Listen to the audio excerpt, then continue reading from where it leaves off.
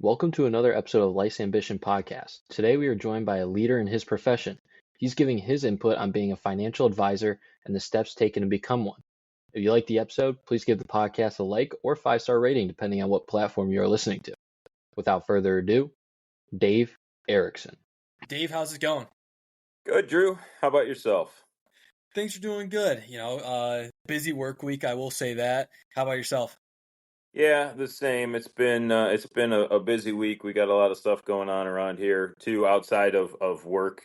We just my two of my sister-in-laws literally had babies back to back, so we've got two new nieces to go and see here sometime soon, and juggling things with the kids and work. It's always busy. Yeah, I mean, it sounds like at least an exciting time. I Yeah. know when you talk about work, you just had a certification not too long ago, right, for being an advisor?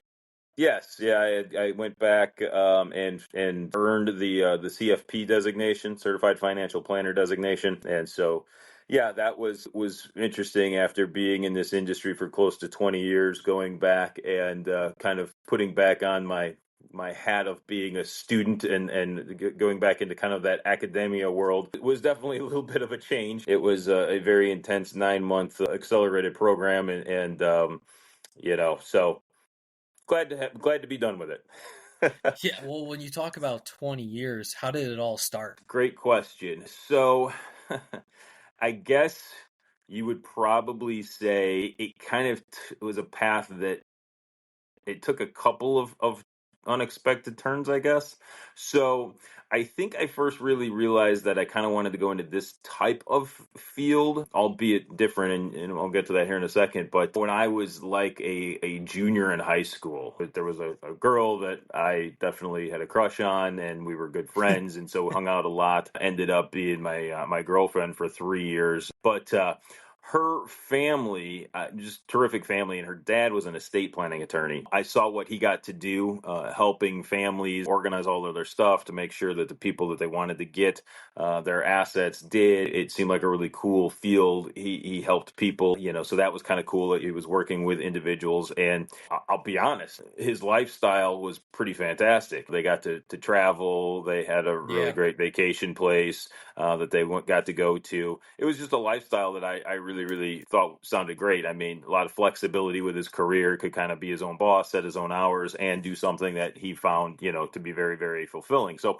that actually, leaving high school, going into college, that was the path that I thought I was going to take. I wanted to be an estate planning attorney. Got into college, took several pre-law classes, things of that nature. While they were fun, I found that the amount of reading that needed to be done to do, legal briefs and whatnot, it just was more than I really wanted to sign up for. Yeah. It was difficult. I'm an avid reader, but that type of reading was just not fun. And the idea of, 150 to 300 pages of reading a night and taking, notes and doing briefs did not sound like a good time to me. So, I switched gears and decided to go into marketing and information systems. I kind of enjoyed technology, but I also enjoyed marketing. I didn't really know what I really wanted to do. So long story made short, I got a business degree. I took a job with a company, at the time it was called UUNet. It was part of MCI WorldCom. So I was in that industry for almost 6 years, and so I did customer service. I worked on large accounts, did customer relations, and did some technology based stuff. Got into some engineering types of things, but long story made short, the problem I had with that particular industry was it really was kind of a commodity based type of a thing.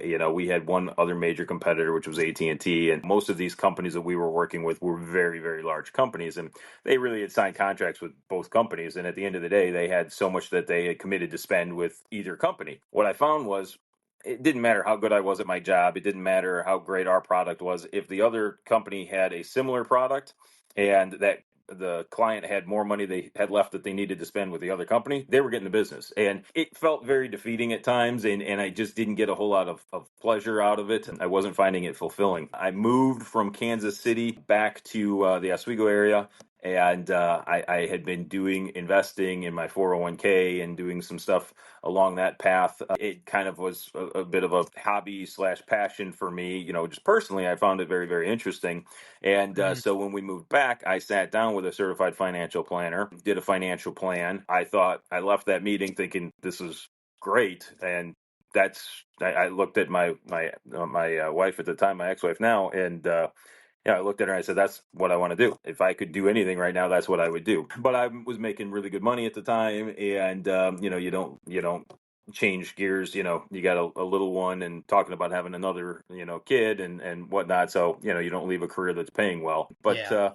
lo and behold, my team of 11 people got let go from the company I worked for, and I took that as a sign to jump headfirst into this field. Looking back on it now, I don't know what I was thinking. I did not come from a family with a lot of money or a lot of wealthy connections and things like that, and those things definitely help in this industry. I jumped at it, and I've not looked back. It's been sometimes a challenging road, but it's a terrific career, and I really enjoy what I do. So that's kind of how it all started and how I got to where I'm at. I think that's very interesting. When you talk about how wealthy connections help in this industry, what do you mean by that? Yeah, so I mean, ultimately, if you want to be successful, so I mean, there's a couple different ways you can define success, right? Somebody may say, "Hey, listen, if I just am helping people, that's successful," and it is. Fortunately, this is the real world, and you also have to be able to pay the bills, and you have to be able to look after your own family and put money away. To do that, ultimately, you need to manage people's money. The more money that you manage, the more clients that you have, the more money Gotcha. that you're going to make. So not having a lot of connections with people with money, some of those, because in business, what you'll find is in many cases, it's not necessarily what you know, but it's who you know, right? hmm Relationship building is hmm extremely important. And when you already have some relationships that there is fruit there, it can be a little bit easier. A lot of folks will go work for a bank and they get just introductions from clients that are already clients of the bank that you have so much money. Maybe you should go talk to one of our investment professionals, or your family friend, your dad's buddy has a couple $1 million and ends up letting you manage some of it or whatever. And then it just kind of goes from there. You get in the right circles. My family just didn't have those circles. At times you're like, I don't know where my next client's going to come from. So a lot of door knocking, calling phone numbers, a lot of networking through, the Chamber of Commerce, just trying to meet anybody and everybody that I could, establish some relationships, try to do a good job for them, and then hopefully they would refer business to you and whatnot. There was a couple instances where I just, to be perfectly honest, I got a lucky break at the right time, and I got a new Yep. client when I really needed that new client. But it's a tough industry to get into. My initial class, so at Edward Jones, we know we do classes like that, and a lot of people don't make it, and so it's not super easy. But it is definitely easier if you know a lot of people who can help you grow your business. Exactly. When you talk a lot about like who you know versus kind of what you know, my Mm-hmm. uncle preaches a lot about getting into like especially maybe the consulting industry, or there's a few other industries. Like he says it may be a 90-10 ratio, about 90% who you know, 10% what you know, because you Mm-hmm. really need to get your foot in the door to really set things off. And Yeah. so did you find that kind of like a similar ratio with this? Yeah, I would say so. I wouldn't say it's just necessarily who you know. I mean, listen, hard work makes luck also, So if you're hmm out there putting in the work, what I have discovered is, you know, if there's a lull in my business, it's usually because I've not been as active with that business. If you're Gotcha. proactively contacting people, if you're proactively putting yourself out there, if you're proactively trying to make introductions, if you're talking to people, you'll find that your business just grows as well. If you're not as active, then sometimes you're going to see some lulls. When I went through my divorce, that took a lot of my time. I had to be there for my kids and a lot of stuff. And hmm and I noticed, while at the time my business was actually growing, afterwards I found there's a thing that they call your pipeline, like, which is, people who aren't clients yet but maybe will be clients or things of that nature. There wasn't a whole excuse me, there wasn't a whole lot in that pipeline at that point then coming out of that. And so it's just one of those things that relationships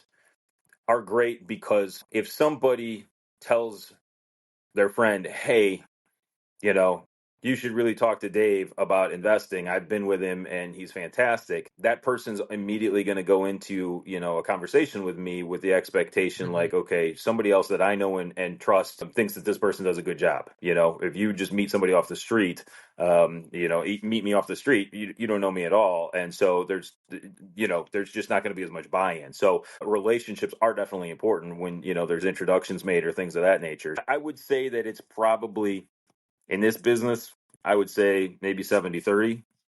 Yeah, But again, you just got to try to continue to build up relationships as much as you can. And then those will help lead to, introductions and referrals and things like that.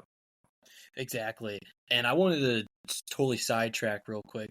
You Yeah, mentioned something in kind of when you were going through school and then becoming a financial advisor that you talked with someone that was a certified financial planner I or did. Yeah. professional. Did you and you just took your CFP, so you don't necessarily need that when you start out, but you should get it down the line. No, so it's a good question. I mean, it's a subjective thing, right? So the certified financial planner designation. I saw a statistic recently that I think like less than 10% of people who are working in the financial services industry actually carry that designation. It's not an Really? easy designation to get. Yeah, no. There's a certain number of hours you have to have a certain number of hours of experience before you can actually get the designation. So I mean, it's not something that just coming out of college you immediately can get it necessarily and Gotcha. and advertise yourself as a CFP. You don't have to have it to be a good financial advisor. Again, I went back and forth and looked at the time and the money and everything else. And is this something that I really feel like I need? I really had very few clients actually ask me, do you carry this designation? But I just knew that, I'm kind of a competitive person, and so I like to feel like I'm really good at what I do. I think knowledge is really, really important. So, I think one of the things in this business is that you need to understand you don't know everything, and so you should always be trying to learn stuff. And I just realized that there were some areas that I wanted to deepen my knowledge, and so the CFP designation and the studying that you have to do for it definitely exposed me to some areas much more in depth than I had been trained in the past. To be a financial advisor, you have to have, depending on exactly what you do, but you could work for an insurance company and you maybe don't need to carry all of the designations, but what most investment advisors will carry is what's called the Series 7, and that is also not an easy test. So I mean, that takes months and months of studying in order to go in and actually take that to do what I do. So it's not like any just person just walks in and says, "Oh, I'm going to be a financial advisor," and can do it. They still have to go through a lot of training and whatnot. So this is like you have to be able to pass a test to even work in this industry, and then this is an additional. It's kind of like, I don't know, you can kind of liken it to your master's or your doctorate of financial Mhm. planning. And so you don't need it. There's a ton of people that I think are very good advisors who don't have their CFP designation, have been doing it for 25, 30 years. And then I will tell you that there are people that carry their CFP designation that I wouldn't let my worst enemy, go there to have their money managed. So designations are helpful and it's great, but ultimately this business is really about, trust and, getting to know each individual person. And do you feel Yeah. like that they do a good job for you? I guess two questions then. When you Yeah. talk about the amount of hours involved with it, how many is that to be qualified for your CFP? And then two, what has it done for you? I know that it's only been a short amount of time since you've taken the exam, but what would it do for you in having it? Because I know you said it Yeah. gave you a So little bit extra knowledge. Yeah, so good question. The number of hours, I don't recall off the top of my head how many hours it is. I feel like maybe it was 1,000 hours of experience.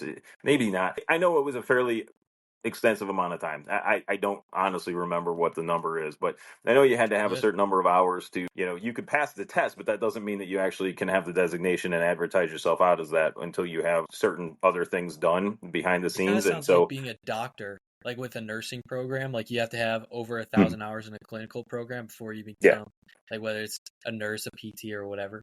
Same type of thing. Yeah. So, I mean, you can go and pass the test. You can study for the test, but again, you have to have the experience. You have to have, they do ethics backgrounds. You have to have other certain things done before you can Oh, actually have the designation. So, yeah, there's multiple things that go into it. What does it allow me to do? Well, again, really, it holds us to a different standard. There are certain things that you have to do as a CFP where you're acting as a fiduciary. You're trying to, be just there are certain standards that you're held to, but you get a lot more exposure and experience and training when it comes to. I will say the areas that I think I got the most knowledge from was when it comes to tax planning, estate planning, some advanced stuff with retirement planning, retirement plans and specifically how they fit for different businesses and why they fit for different businesses. And some of those things that, again, not that we didn't have some information about it, or it wasn't that I was ignorant to those things, but again, just very high level amount of knowledge, and now we've drilled in a lot deeper. So it allows me to have more meaningful conversations, I think, with people, especially higher net worth people that are like starting to think about ways that they can pass money efficiently on to their the next generation, or they want to make charitable hmm contributions, ways to limit the amount of taxes that they're having to pay because they have large household incomes or large estates and things like that. So just that kind of stuff. And yeah, so I mean, has it changed my day to day? Not a ton, but yet at the same time, there are some ways for sure that it has. So it's been cool. Oh, I'm sure. And it's like you mentioned, it's kind of like taking a master's or a doctorate program. And my buddy right now, who's in a master's program, he talks a lot about how an undergrad, he thought he knew a good amount about forestry and other details in terms of like environmental resources. But now that he's doing his own research in his master's program and then the professors that he's talking to, he's like, holy cow, my mind's just being opened up to just so many different things. He's like, I Right. would never have experienced that. So I Right. don't know if that's the same kind of change you had Yeah, as I, I well. would I would agree. Again, I think with anything, no matter what you do in the world, whether you're a welder or a plumber or a financial advisor or a pilot, no matter what you do, the experience that you have, the years doing that job are going to give you knowledge, and it really allows you to, I think, also then when presented with additional information, it allows you to process it a lot better because Yeah. ultimately you can take a finance class in college, but it's an abstract thing at that point because you're not typically putting much money away. You're not actively participating in those things. So you're learning in an abstract manner. So when you have real world experience and you can take this information and then apply it, you just have such a better depth of understanding. So hmm I think that with any kind of advanced degrees, whether you go back for your master's, your MBA or your doctorate, or whatever else, most of those cases they require experience because again, that real world knowledge is going to help you so much more. Yeah. Well, let's take a step back from maybe the CFP for Yeah. like the more advanced. What are like some of the tests that you may have to take to become just a financial advisor itself? I know you talked about how there's a few different things or certifications that you might have to get to that realm. Yeah, so I mean, there's different tests: the Series 7, the Series 6, Series 66, Series 65, Series 63. Those are all securities exams. Some of them have to do with state exam, like the 63 and the 65. I think if you take the 66, it covers both. I did the 7, I did the 66. You got to have your state insurance licensing and things of that nature. So I mean, there's Oh, so there's there's a a lot. lot. Yeah, there's a lot of different testing that you have to take to get into this industry, and so I mean, again, it's not depending on who you work with, and clients can go out to the financial industry regulatory authority and look people up and see what designations and certifications and things that they have. But if you're working with a reputable person working for a reputable firm, they've been pretty well trained. So Yeah. yeah. Yeah, and so now let's kind of get into it a little bit. hmm The What is the power of saving? Like, why is there just so much importance to it? I know when people talk about the idea of, I can't think of the term for it right now, but compound interest, when they Yeah, talk about compounding, about how it might be like the eighth wonder of the world. sure.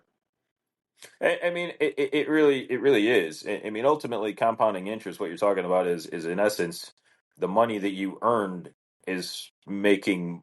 money for you. If you start out with $100,000 and you only earn, you earn 3% on it, and you always just earn 3% on $100,000, it doesn't grow that much. But if you take that 3% that you earned, and now you have $103,000, and now you go out and you earn 3% on that, it's going to get bigger quicker. And so compounding interest, by just allowing that, in essence, the analogy he kind of uses, it's a snowball going down a hill, right? So I mean, as that snowball starts rolling down a hill, it's picking up a little bit of extra snow, and each time it makes a revolution, it's bigger and it's bigger and it's bigger because there's more surface area. It picks up more snow, so just from a physics standpoint, it gets bigger with each revolution. And it's kind of the same thing when you think about compounding interest and saving.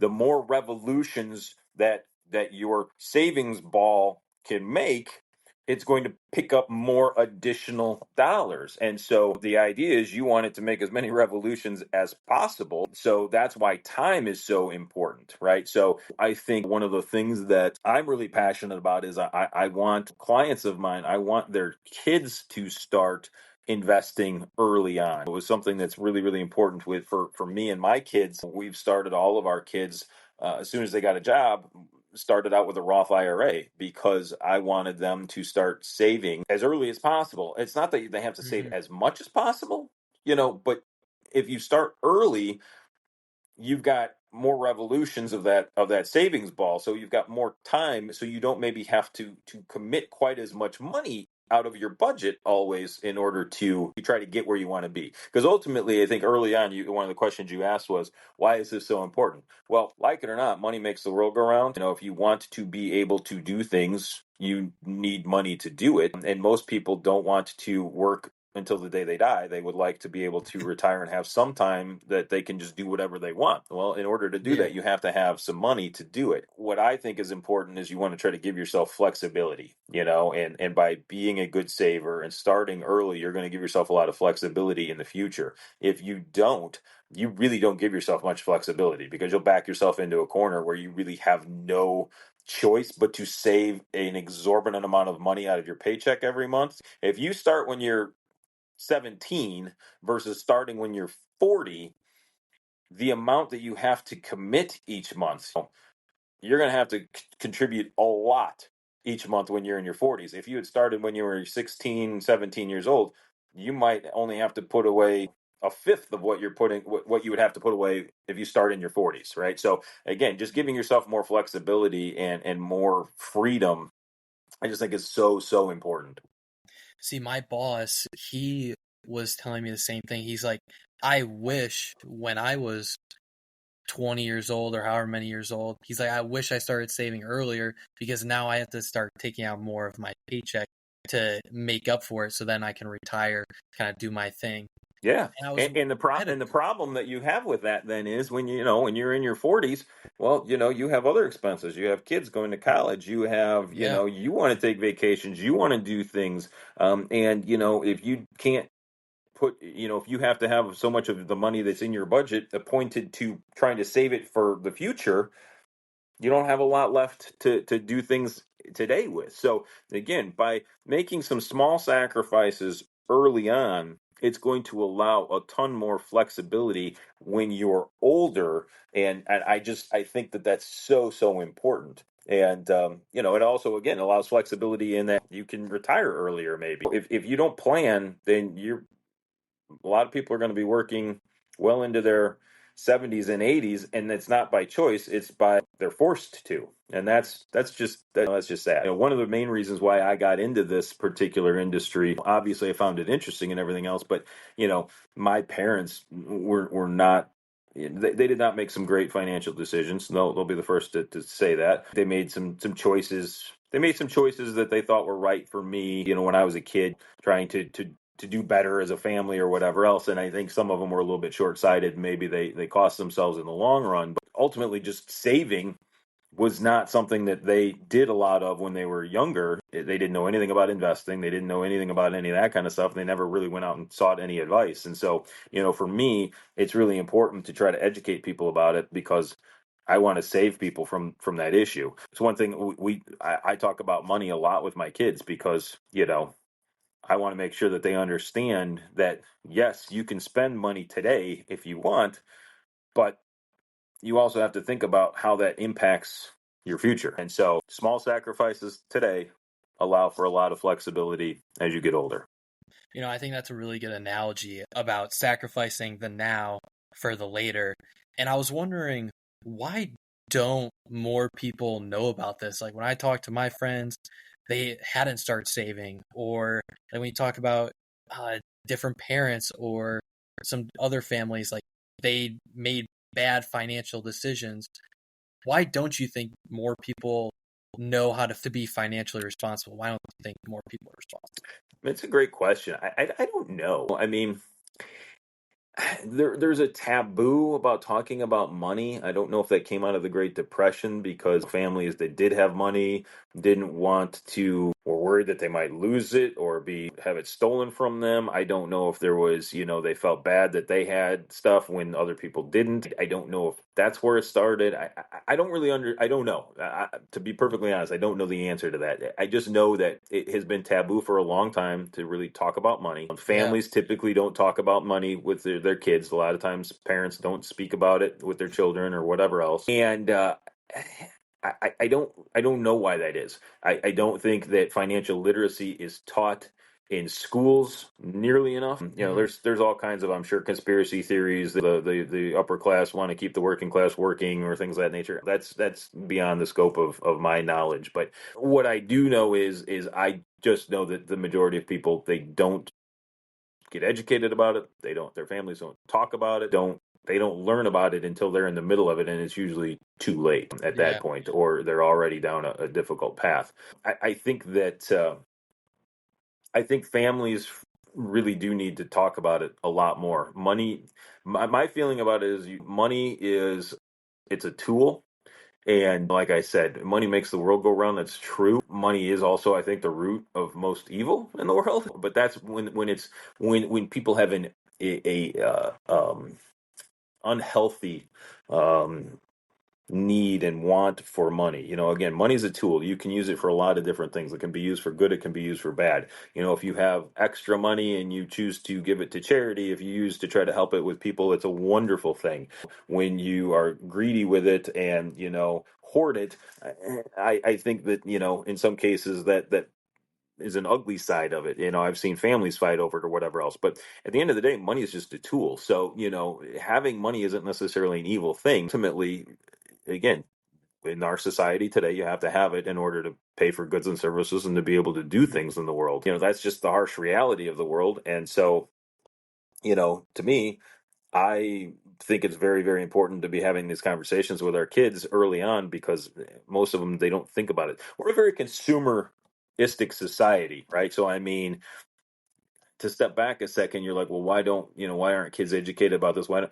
Because that's not glamorous. People don't talk about that. You don't see it on TV. When you think about, you turn on TV, you're looking at Cribs, you're looking at Pimp My Ride, all of these shows that used to be on. I mean, a lot of reality television, it's showing all the excesses that people have and all of these influencers with designer clothes and all this other stuff. And it's not that necessarily those things are bad, but when that is kind of like the focus and that's what people are so entranced with, they're not thinking about saving. They're thinking about immediate gratification and taking the dollars out of their pocket. And I want this, and I don't want to have to wait for it. I don't want to have to save for it. I just want it, and I want it now. Well, if that's how you start when you're in your 20s, you get out, you get that first job, and you want that car that you had your eyes on, and you want that cool apartment and everything else, and you go out and acquire all those things, and then think about saving once you've already committed to all of those expenses. You're not going to have anything left to save. And that's, unfortunately, I think where a lot of kids find themselves, on top of the fact that so many kids come out of school with college debt. And I think that that's a real concern. I think a lot of families, a lot of parents are not being honest with their kids about what the cost of college is. I think that they are encouraging them to go to schools that are probably outside of their financial means. And I think a lot of times families get into it then and are like, oh, we hoped that we could help, but we can only pay X amount. And so then the kids are taking on a bunch of debt and coming out, and it's a tough road to go down. I think that's really important what you mentioned there, because for me, obviously very fortunate, but for many others, they're going to schools based on whatever. They could get a business degree from literally any school ever and probably still end up in the same position that they would be at maybe a cheaper school. If they go to a more expensive, they could probably be in the same position at a cheaper school. And the only time I can really see the name of a school being a big deal is if you're wanting to be a doctor, a lawyer, where you have to get those extra certifications up. I understand that aspect. Yeah, listen, there are some definitely, if you go to the right school and you're in the right field, again, so as we talked about, who you know, obviously, if there's a strong alumni network and you want to live in a particular area, it can be advantageous, but for the I think vast it's that majority of people, experience. yeah, It's the experience you get, though. yeah, I was going to say, I think most college decisions anymore are made for the experience that the students are getting rather than the education that the students are getting. And ultimately, it's a return on investment. You know, if you think about it, how much money does it cost you to go to college versus how much are you going to come out making? If you go to school and, you're paying a lot and you're going to come out and you're not going to be making all of that much and you've racked up a ton of debt, it's going to be a long time before that falls off the debit column. You're going to be paying for that for a long time. So, well, and for me, when I had my interview, I don't think they asked me like what my GPA was or anything, even though it was on my resume. They just more cared about describe what your experience was in Wyoming when you went to fight on a fire. Or ultimately, nobody ever asked me what college I went to. Nobody even asked me what my degree was in, to be perfectly honest. Yeah. I mean, again, there are going to be some areas for sure, some jobs, yes. But I would say the lion's share of businesses, careers out there, as long as you have the college degree, that's what a company is really, really looking for. And there's a lot of areas that, there's a lot of great careers that you can get into that you don't even need a college degree. I don't necessarily know that it's the be all end all for everybody. And there's 2-year degrees that people can go out and get and spend a fraction of what they would spend to go to a 4-year university, live at home, come out, and after 2 years with a job making $70,000 or $80,000 a year and have no debt, versus going and spending $40,000 a year for 4 years to go away and get the same degree in the same job. It's really important that I think families do have conversations about money and debt. And again, I don't think a lot of kids in their 20s have any concept of what debt is or how it really impacts them. And I think you brought up because a lot of people thought it was taboo to talk about money. Mm-hmm. So then even just within a family, then it kind of creates that culture. It's like, oh, you can't really talk about it. Obviously, like I said, very fortunate that my parents helped talk with me and then obviously, talk with whoever. Mm-hmm. But I do want to transition a little bit forward. Yeah. Because the power of saving is so big and you want to start saving now versus later, like when you talk about time, like what are some strategies people can implement to do that? Like I can only think of one off the top of my head that's direct deposit, like boom, you just don't even think about it. But Yeah. I mean, what else? yeah, no, I think you're absolutely right. I think it's important. When you get that first job, I always think it's important you find out right away what the company's retirement plan looks like, and if they do a matching contribution, well then you have to take advantage of that. If the company is going to put in a certain percent, if you put in that same percent, if you're not doing it, you're basically passing up free money. I think that that's something that everybody needs to be aware of. If there's a company retirement plan and there's any kind of a match, if you're not participating in it and taking advantage of that, you're making a horrible, horrible mistake. But yeah, direct deposit, I think is really, really, you brought that up. I think it's absolutely right. You want it to be done right away because, again, what I said this earlier, I think, but if you try to save with what's left over at the end of the month, you're not going to have anything left over at the month. I don't exactly understand how that magic works, but it just does. And if you tell yourself, well, you know what, I'm going to take 10% of what I make or whatever it is, and I'm going to put that into savings for me, emergency fund, or retirement account, whatever it is, if you commit to starting to do that and you start right from the get-go and you just kind of get used to that, then you'll learn to live on whatever's left over afterwards. But again, saving at the end with what's left over, there won't be anything left over. If you commit to that saving piece first, then it's a lot easier to then go, okay, now I'm going to live on what's left here, because again, those expenses are going to be there, or whatever else. But you can always find reasons to, well, this month, I'm just not going to save anything this month. I'll save next month. Next month comes and something else happened, and you don't save. So that's why I think it's really, really important. And I know you and I have had this conversation about start right from the get-go. Before you commit to that apartment cost, before you go out and get that new car that you wanted or whatever else, establish yourself a savings amount that you're putting away, and then work your budget around everything else. And I think that that's really, really crucial. If you can do the direct deposit right out of the paycheck, that's fantastic, because you don't even actually see it in your bank account. Sometimes that's not an option. So just set it up. If you know what days you get paid, try to make sure that money is then getting moved over into some sort of an account, a savings, or a retirement account or something like that the day after, or whatever else it is. So again, it's kind of automated, and you don't get used to seeing it in your account, because if the money's in the account, most people spend it. It is crazy to know like the power of like, oh, I see it, I gotta spend it, versus, oh, if I don't see it, then boom, don't even have to think twice about it. Yeah, it really is. I don't understand all the psychologies with it or anything else like that. A few just simple, basic truths that I figured out are: you got to pay yourself first. You want to try to start as early as you can and educate yourself about stuff as much as you can. Talk about it with people, talk about it with your family, talk about it with your friends, because it builds awareness and it just makes you think about it more. Yeah, very true. Very true. And for you, how stressful do you find this job then? Because you are dealing with a lot of different components. You are dealing with other people. How Yeah, stressful would I you say mean, it yourself, and how do you manage it? yeah, it's a great question. It could definitely be stressful at times. There's no doubt about it. You're managing people's future. I mean, it is not something that I take lightly. I always, if I'm going to propose something for somebody, I usually will think about it, and I'll try to think of a family member that's close to that age or whatever else, and I try to say, is this something that I would recommend to my mother, or is this something that I would do for my good friend? Is this something that I would recommend to my kid? And so I try to make it as personal as I can, in that way, to kind of go, is this the advice that I would give to somebody I really, really care about, that's not just a client?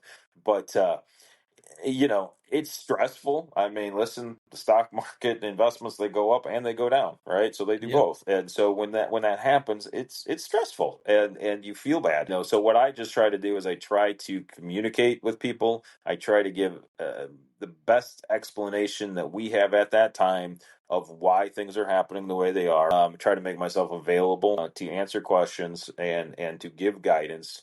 And I feel like if I do that on a daily basis, then that helps lower the stress levels. But the day-to-day part of it, yeah, you can have a stressful client, you can have a difficult client. I don't have many clients that I would say are difficult, so that's kind of weeded itself out over the course of the years. But I mean, you still occasionally get somebody that for whatever reason doesn't take your advice, or you don't see eye to eye with things, and I mean, that is stressful, for sure. But again, I think communication's a big key, and honesty. I try to be as honest as possible with things. Yeah.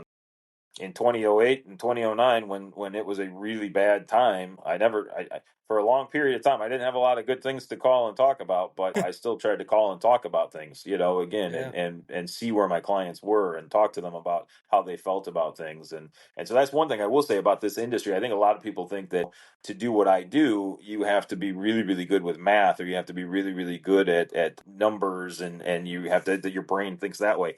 I disagree. Now, there's pockets that you can get into. I mean, you can be a chartered financial analyst, and all you sit there and do is like put together portfolios, and you're looking at different ratios and deviations and all kinds of different mathematical things. Sure, you can do that kind of stuff, but that's not being a financial advisor. To me, a financial advisor, 90% of my job is really just communicating with my clients, understanding what their goals, their dreams, their fears are, what they're trying to accomplish, and try to make sure that we're doing that in the most efficient way possible. Yeah. So I actually feel like this career is much more people oriented and relationship oriented than it is math at all. The numbers and the money, that's, again, it's a tool that we use. Ultimately, I'm trying to help people achieve goals, and money is the tool that we use to achieve the goals. And so our job is to just try to make sure that they use those tools as efficiently as possible to get where they want to be. I see. I find that to be, like you talk about, because that was going to be one of my next questions, is how math oriented is your position. And when you're talking about, it's a lot of people. And so Yeah. that's what I think is probably the most important. Like when you say, when you build the clientele, it's that trust aspect Yeah. that you talk I about mean, a lot. yeah, you've got to know some stuff. We have to know some math for sure. That was one of the things going back for that designation. Definitely had to get Mm-hmm. into some math. That realistically, most of the stuff is done with computer programs anymore. But we kind of this is kind of like, hey, I needed to go back and go through how the sausage is made rather than just pulling it out of the tube when it's done. We had to actually go through and get into some of the math, and so some of that was like, oh man, I feel like I'm going back to school and in math class here. And so that was a little bit difficult, but in our day to day, no, we don't do a lot of stuff with math. We do a lot of relationship building, a lot of talking to clients about things that are impacting their everyday. There's sick. There's been a death in the family. Their kid got into a more expensive school than what they thought. How can we try to pay for that? I got a wedding coming up. How am I going to pay for that? What can we do to try to lower our taxes? Things like that. Those are all areas that we have to talk about it with the client to find out what it is that they're Yeah. trying to do. So I would say that's probably 80% of my day is that kind of stuff. Well, I mean, I think the personal basis. See, I love talking to people. So, like, Hmm. learning from you, I think is really cool. So that's why I like doing this. And I'm sure you get to learn from other people. Like, you talk about their goals and aspirations. And I wanted Sure. to shift a little aspects is, you know, because obviously I'm sure you've been through a lot, especially during the recession, not having those easy conversations with others. What's probably the most rewarding part? Like when you have been through all these different eras, whether it's the recession, you've been through like 20 years of experience. What's probably the most rewarding part with this job? Yeah, to me, I think the most rewarding part is when you see a goal that somebody had and they're able to do it. I mean, I've had clients that have gone through ups and through downs, and we've talked about their ultimate goal, and then they're actually able to achieve it, and they're actually able to retire. Whether that's retiring early and being able to kind of get along with it, or wanted to retire and move somewhere else, or uh, when you've been working with somebody for 20 years and they're now you started with them when they're in their 50s and now they're in their 70s and they're one thing that's really cool is I've had a lot of clients that have moved and I really enjoy going down and visiting the clients in their Hmm. retirement homes. A lot of people are moving south. I've got a couple clients right now that I'm concerned about that are down in Florida.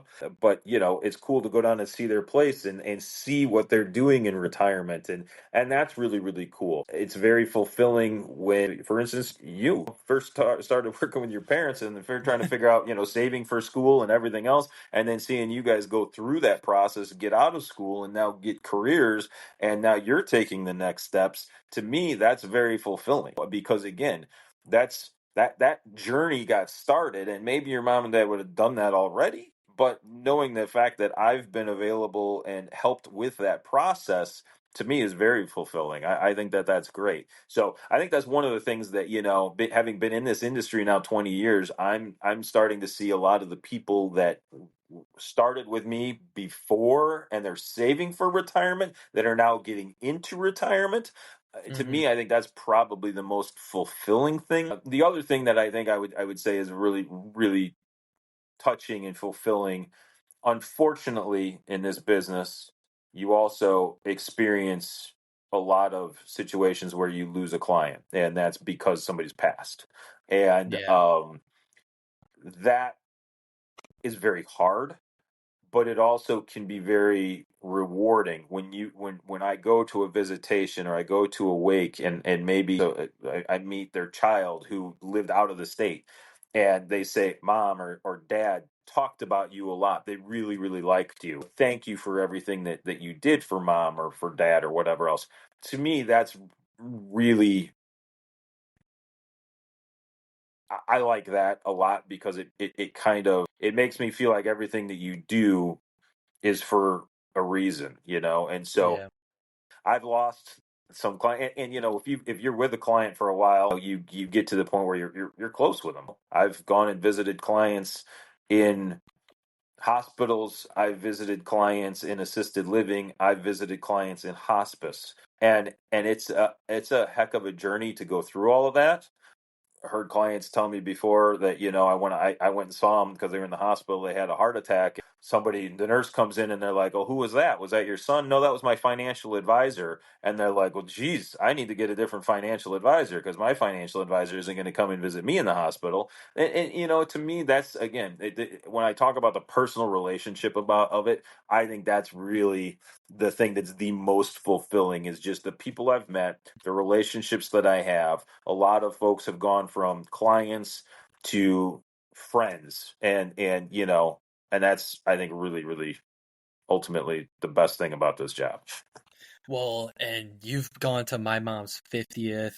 Like you've been to several of my dad's parties, which I think Mm-hmm. is awesome to be able to like see you there. Yeah. And like you said, you build that relationship because they've been with you for a very long time.